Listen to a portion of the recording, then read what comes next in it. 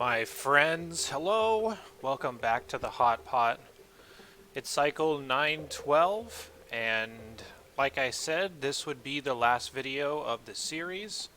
We're going to win the game in this video, so like I did with my walkthrough series, I'm going to do a little bit of a recap as far as what happened throughout the entire game, kind of give a little bit of a tour, and we'll talk about the things that have changed since the last video, and then we'll go ahead and launch the rocket and call it good. Something I have already done is I have already completed the monument, which is, I forget where it is because I'm not very smart. It's right here. So our monument's already done. So as far as the actual imperatives that we need to accomplish, the only thing that's left is launching the final rocket. So I will just go ahead and do that in the course of this video, and that'll be the end of it. That's where we're going to call this thing a victory. So first thing I'm going to do is just give a little bit of a base tour to kind of give a recap of what's happened in this game for people that are just jumping to the last video and they want to see a finalized base on this map, sort of like a little mini base walkthrough. I'm not sure if people are interested in those types of videos because they kind of don't capture all of the context that has happened between the beginning and the end, but yeah, let me know if you want to see a more robust one. But this is effectively what my base looks like from afar. The only real place where my dupes are not in suits is in this area right here.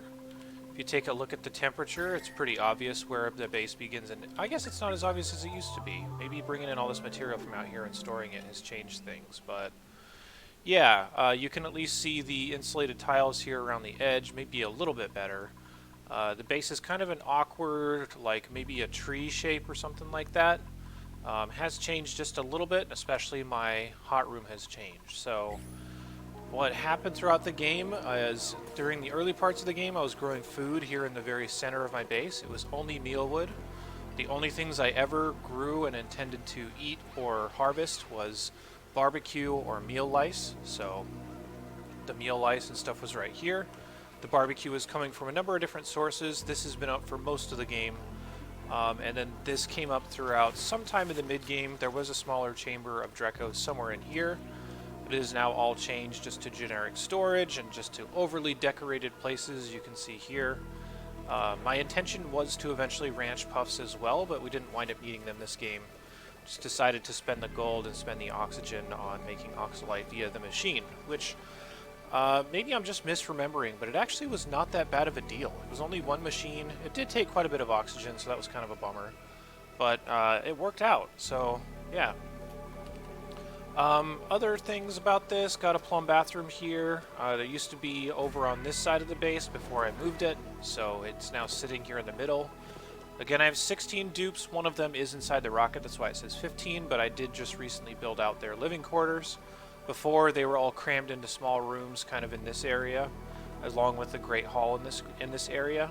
It was an okay hall up until I made it great, with all these paintings and whatnot. Yeah, here's my little research area. Nothing too special there. Area for holding polluted dirt and slime and stuff like that, so I could still get the oxygen that gases off from it right here. This is my drowning tank with a shearing station inside, just so I can get the plastic and the reed fibers from the Drecos that I want, which wound up being way more than I expected. You can see I have like 430 reed fibers. I don't have any reason to have that many, but you know, there you go. Dreco chamber, looking pretty straightforward. This again is just to house and make eggs for Drecos. All the shearing that I want to have happen happens right here, and that served me pretty well. This needs a flower. Yeah, and then every so often there's an exit here, an exit here, an exit up at the top, a couple of exits down at the bottom, or rather just one more at the bottom here, and another one on the right. So anytime they're outside in this area, they're going to be in a suit. This area is holding steady at a pretty high temperature, definitely not temperatures that I want to just start encouraging coming into my base. It's probably fallen slightly over time, but no big deal. Here's our water system. Looks really similar to the walkthrough video, and that's just because I like to keep it simple and just keep these in a handful of tanks with some automation just to keep themselves running over time, so no big deal there. Oxygen system. This looks almost identical to the oxygen system from the walkthrough video, just again, a room size that kind of fits the base building style that I usually make, with some automation in the middle here just to control pressure and control what contents of gas I want to go into which place. So this is super overpressurized, so I could cool off the oxygen that gets created. That just gets dispersed out into my base and into my suits, so that's looking pretty good. Let's talk about the hot room, which, as my game just stalls here because loads are long. Hot room's looking pretty much the same as normal. I usually just keep everything that's going to produce a lot of heat, a lot of CO2, and require a lot of power in one small area. And then I just cool it with whatever my cooling system is. So you can see this room sitting at like 50 degrees. This is like, in the winter, that would be a warm day. So this is still pretty cold.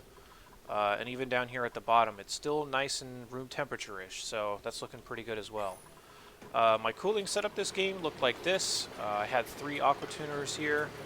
My salt water was going to be my vehicle for cooling this game.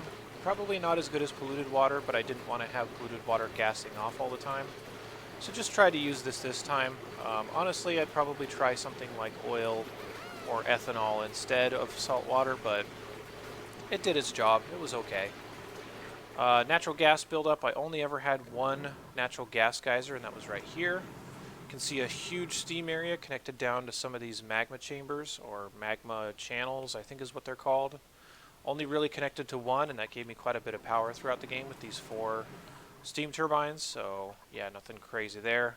Hydrogen vent on this side, little hydrogen setup here. Power in general is looking pretty good the whole game. I think I was only struggling at one point, and that's just when I was trying to get more sources up, but everything has been pretty stable so far.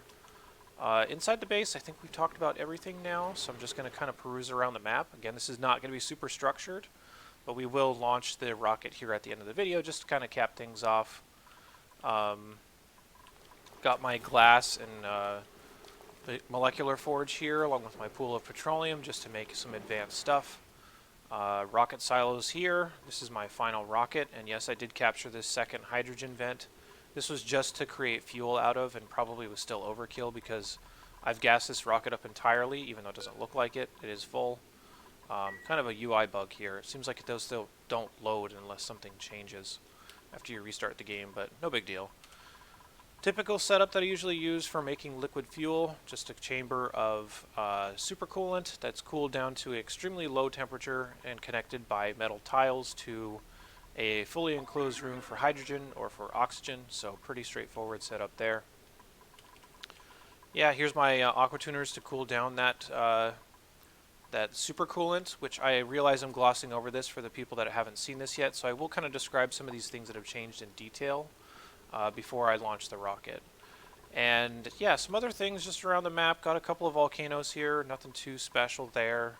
Obviously not harvesting anything out of them because they're just regular volcanoes. They're not any like volcanoes that put out refined metal or anything like that. I think this is probably one of the last areas I'm going to show. Oh, this is actually totally sealed off. But this is my oil area. This was just mostly used to produce plastic.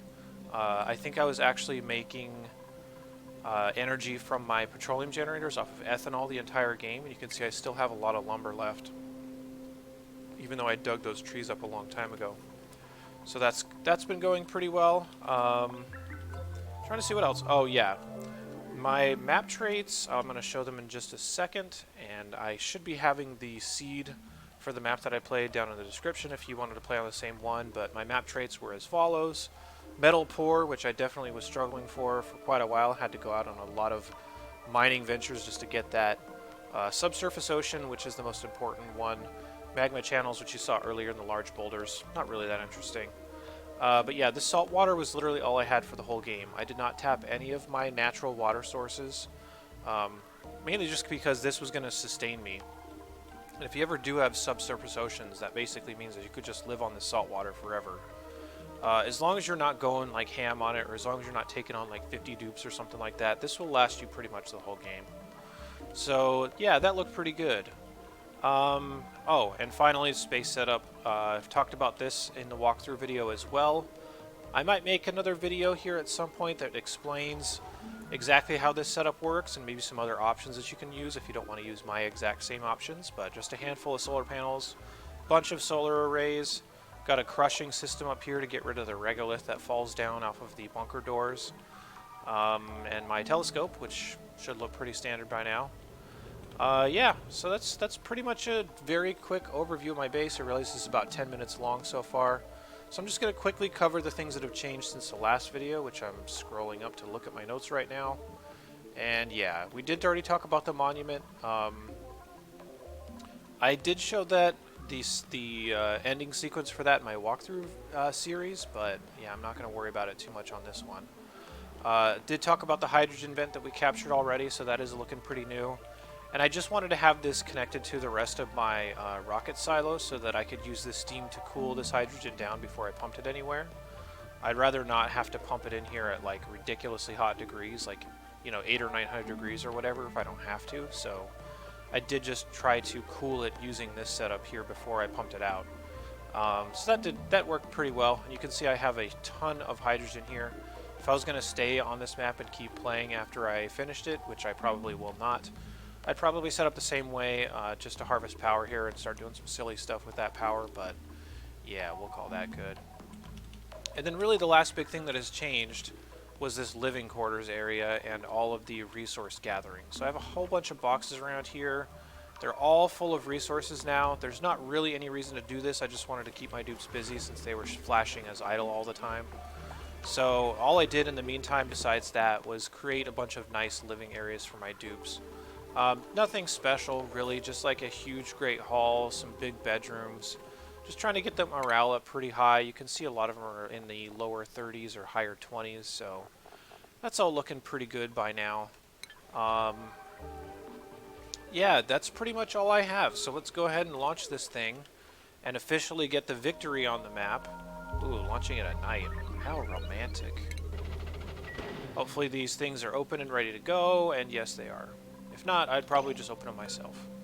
Alright, Colonel Sad Sack, you're about to be Colonel Happy Sack. Because you're going to the Temporal Tear. Like I typically do, I'll show the ending cutscene here, so if you don't want to see it, then definitely turn your eyes away now. See what tiles melt here. Anything? No, I did a good job this time and didn't build any stuff around here that would melt to my... Oh, there's one tile. Spoke too soon.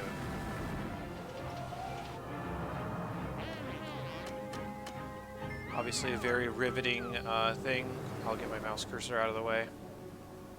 Very, very riveting cutscene there. Very deep story. But yeah. Get your paragraph at the end that basically says, we win. This is where I count basically winning the game unless I have some kind of challenge that I'm trying to do for myself. But all I really wanted to do was win the game on this map, and honestly, this was the first time I've ever played this map.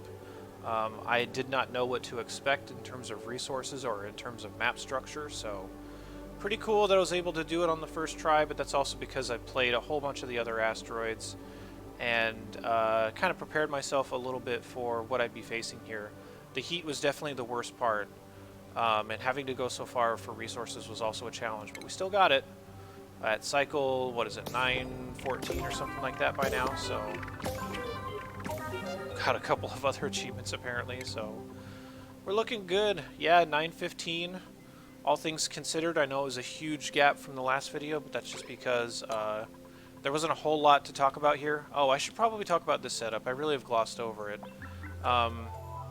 This is probably going to be the last thing I talk about, and I am going to make a specific like tutorial video for making liquid fuel especially, but a couple of different details here. The temperatures that I set for this for my oxygen area, I want to set this to -310, so if this liquid coolant is ever hotter than -310, I will cool it down.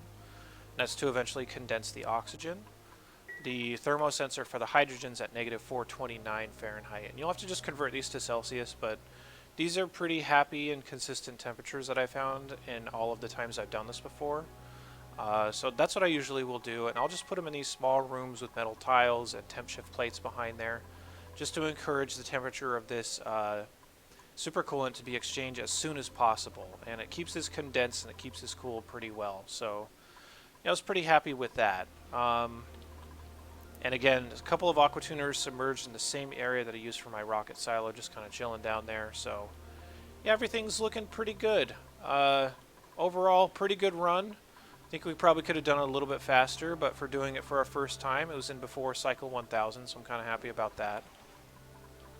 But yeah, that's pretty much it. That's the hot pot completed. And Oasisse, or Oasisse, or whatever you want to call this asteroid, has been completed. So if you guys have anything to talk about, any questions, any suggestions, any whatever, please drop them down in the comments section, and I will more than happily respond. We can cultivate a nice, happy community here around this wonderful game, and I'll make a lot more videos here in the future, just for funsies or just for education or whatever. Just to spoil things a little bit, I think I'm going to commit to releasing like a top 10 tips video. It may be the next one that comes out, I'm not totally sure right now. Still working on a lot of the editing and a lot of the footage and stuff for that. It's going to take me a little while because editing and recording and voiceover and all that stuff takes a really long time compared to these videos that I basically just do as I'm playing. So yeah, anyway, I'll shut up. I've been going on for too long, so drop some stuff down in the comments if you guys have anything to say. I welcome everything, so hope you guys enjoyed this series. Let me know what you thought about it. I'll see you in the next video or the next series, whatever comes next, and I will see you there very soon. Thanks for watching. Have a great time.